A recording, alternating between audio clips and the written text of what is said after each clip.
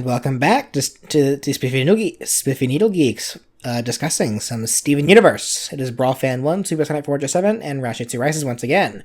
We are now on the new Lars. Fuck Lars. Well, the old Lars, not the new Lars. New Lars is cool. New Lars is gone.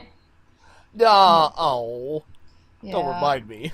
It's one of those things. I know. It's like, as much as I love the characters in Steven Universe, if there's one character that I can say I probably like the least, it is Lars. Good reason. And I think, well, I mean, that's like not just because he's a douchebag and everything, but I mean, it's like we've had several episodes where something happens with Lars and he has to learn a lesson, and you think like, okay, lesson learned, now we're going to see him moving forward a little bit, because we've seen this happen with every other person in Beach City, and yet Lars doesn't seem to improve.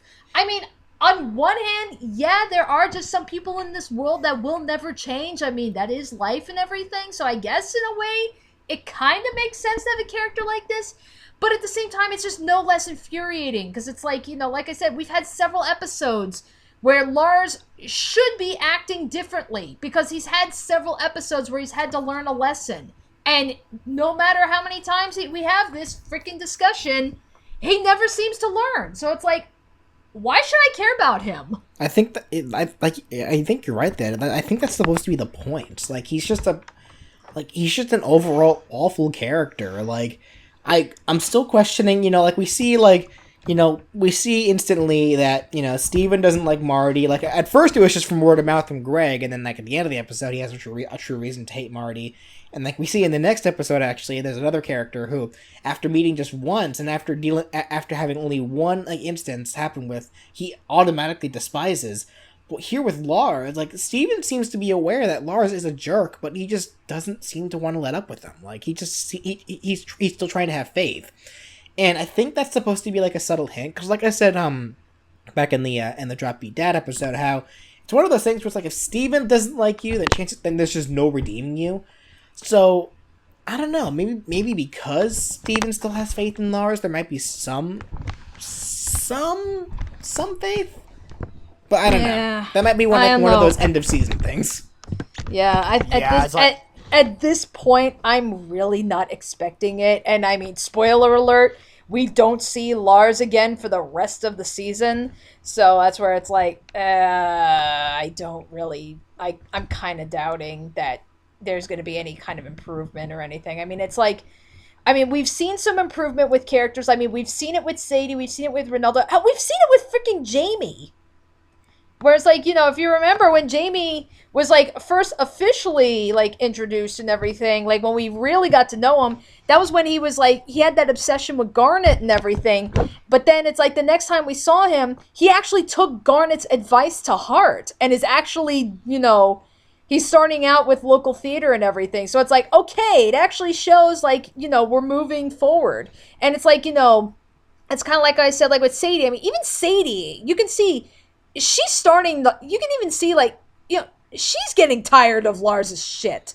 It's one of those things where it's like, that's one of the things that I praise the show so much about. If a character has a name, then they're not a throwaway character. It's a character that's there with a purpose. It's a character that's there, to actually entertain and to help teach lessons to the viewers. Mm-hmm. And, well, actually, I wonder about you saying that, Danny. How you, obviously, yes, Sadie is tired of Lars' shit. Like, obviously, I think that boat with him is, I think she's still trying to be friendly with him, it's just on a friend level. It's hard to say, really, at this point, but, like, it's even implied in the episode, though, that, Lars said, everyone likes the you and me more than the me.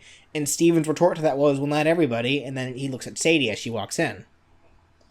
Yeah, but even then, I mean, it's like, you can see, I mean, like, she I guess you could say maybe she's starting to draw a line in the sand and stuff, because it's like, her patience is starting to run very, very thin.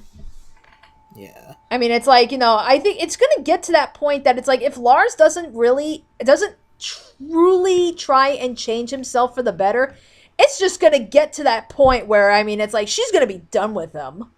Good. That's a toxic relation. That'd be a toxic relationship.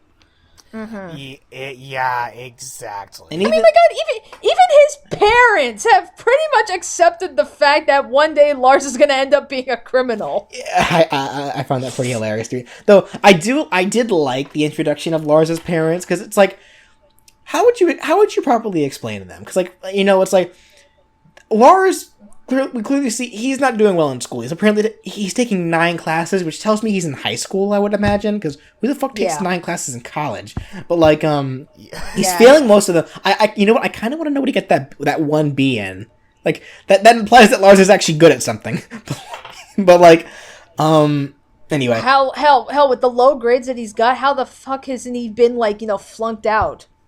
Literally. But even then, it's like, I wonder about his parents, because, like, it seems like they're way too, I guess, not forgiving. What's the word? Because, like, it's like they're trying to accepting. No. They're trying to give him things in hopes that he'll give back, but he won't. I guess, like, they're trying to appease him. They're trying to appease him, and they're trying to bribe him, but with no avail. Yeah. Because, like, apparently there was that one thing where it's like Lars promised them that if they let him move his room to the attic, that he would do better in school, but he didn't.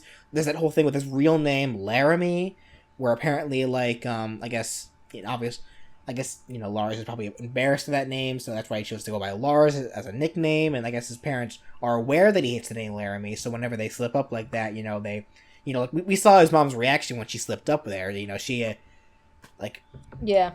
They kind of come off as, like, the kind of parents where, I mean, it's like, they don't want to make their kid angry. They don't want to see their kid be hurt by any means. So yeah, they're gonna try bribing or appeasing and, like, give to make them happy. Even if the kid pretty much gets the idea that, if they're willing to do all this for me, I'm gonna take advantage of that. Oh, motherfucker! You know what I just realized? Yeah. No. You know what I just realized? That's exactly like my goddamn sister.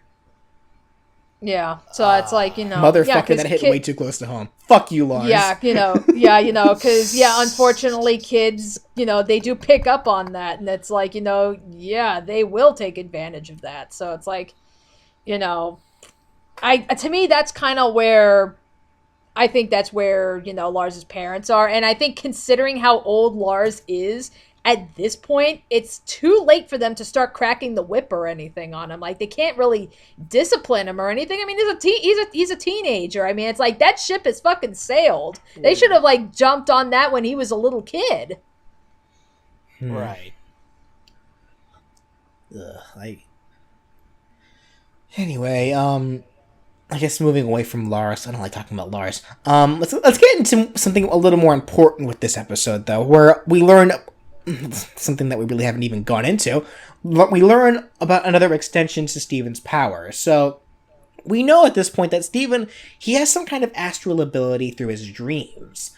Like, whenever he falls asleep, he can communicate with somebody through their minds, or as we saw in the Watermelon Steven, in the Malachite episode where they fought on Watermelon Island, we saw Steven able to take over the watermelons, though at first we thought that was just because they were an extension of him, but no, apparently he can just straight up take over other people.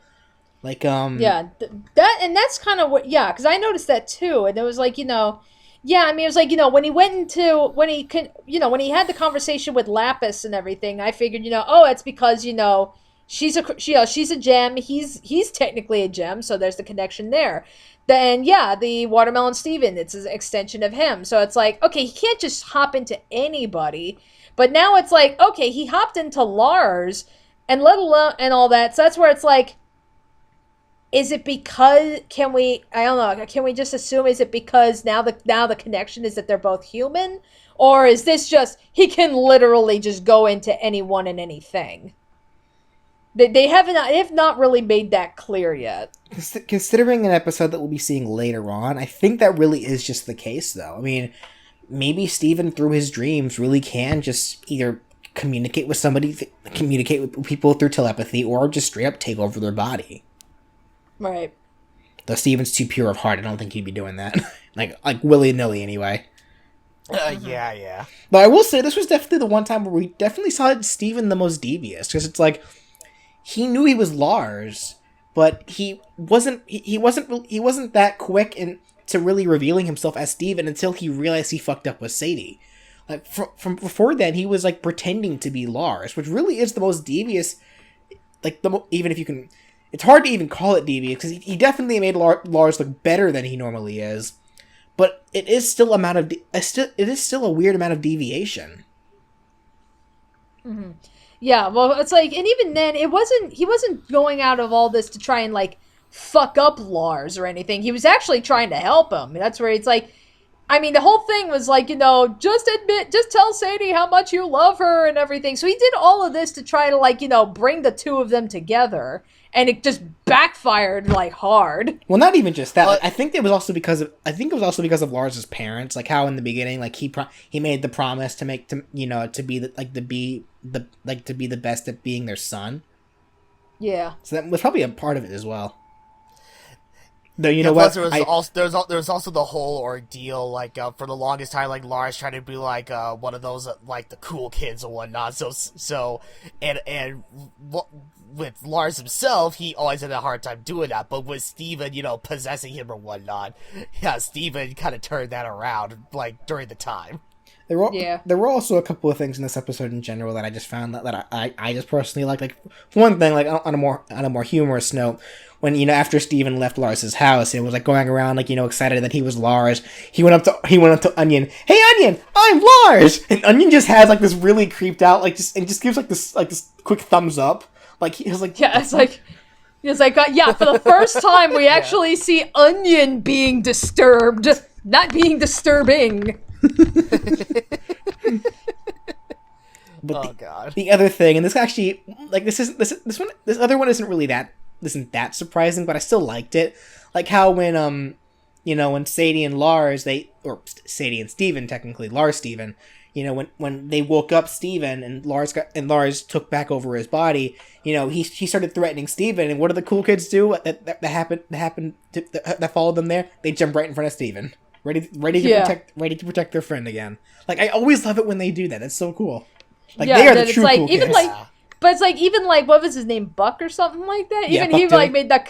Yeah, it's like even he made the comment. It's like Buck is displeased. It's like yes. I mean he made a comment. Oh boy. In which case, final thoughts.